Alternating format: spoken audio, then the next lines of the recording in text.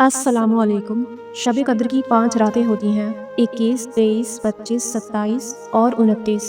तो इन रातों में अगर आप पूरी रात इबादत कर सकें तो क्या ही बात है।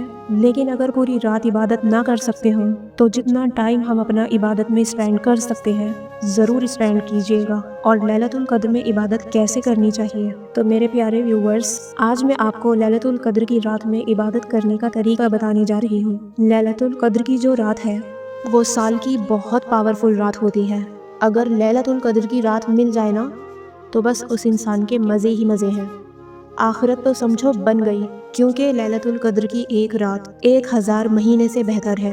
1000 महीनों के 83 साल बनते हैं, यानी 83, और 83 ईयर्स तो अक्सर लोगों की उम्र भी नहीं होती। और अगर 83 साल उम्र हो भी तो कोई भी लगातार 83 साल इबादत नहीं कर पाता।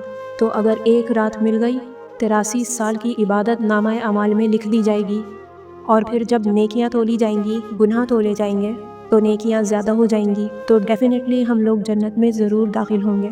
इसलिए लैलतुल कद्र में इबादत ज़रूर करें। अब जानते हैं कि लैलतुल कद्र में कौन सी इबादत हमें करनी चाहिए। नंबर 1, जितने भी इबादत के काम हैं, आपका जिस इबादत में ज़्यादा दिल लग रहा हो, आप कोई भी इबादत का काम लैलतुल कद्र में कर सकते हैं।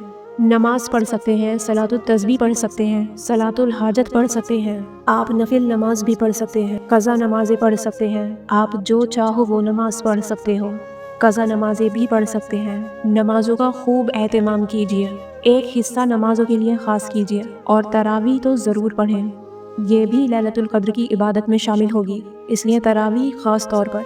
और तहज्जुद की नमाज भी ज़रूर पढ़ें। तहज्जुद की नमाज मिस नहीं होनी चाहिए। और कुरान मजीद की तिलावत, कुरान मजीद की इस रात में खूब तिलावत करें, क्योंकि लैलतुल कद्र का कुरान मजीद के साथ बहुत गहरा ताल्लुक़ है। अल्लाह ताला कुरान मजीद में इरशाद फरमाता है, इन्ना अंज़लनाहु फ़ी लैलतुल कद्र, कि हमने इसको यानी कुरान मजीद को लैलतुल कद्र में नाजिल किया। तो कुरान मजीद का इसके साथ बहुत गहरा ताल्लुक़ है, इसलिए कुरान की खूब तिलावत करें। 1 पारा 2 पारा जितना पारा हो सके पढ़ें। तो एक काम नमाज, दूसरा काम कुरान मजीद की तिलावत, तीसरा काम है ज़िक्र व अस्कार, दुरूद शरीफ पढ़िए, इस्तिग़फ़ार पढ़िए। जितने भी ज़िक्र व अस्कार हैं, जैसे पहला कलमा शहादत पढ़िए। ज़िक्र व अस्कार खूब करें इस रात, एक हिस्सा ज़िक्र व अस्कार का बनाएं।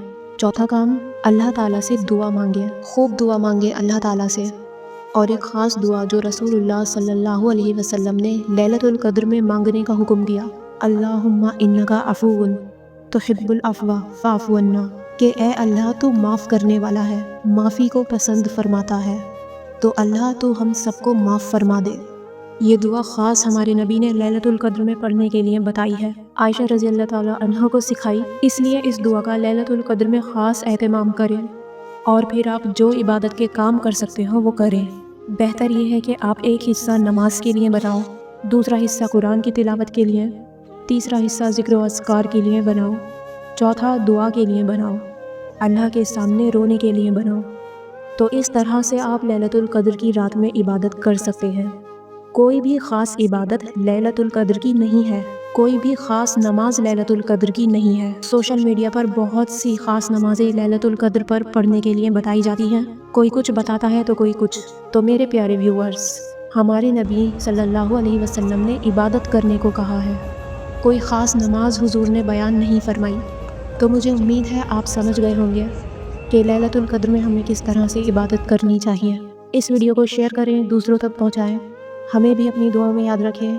जज़ाकल्लाह।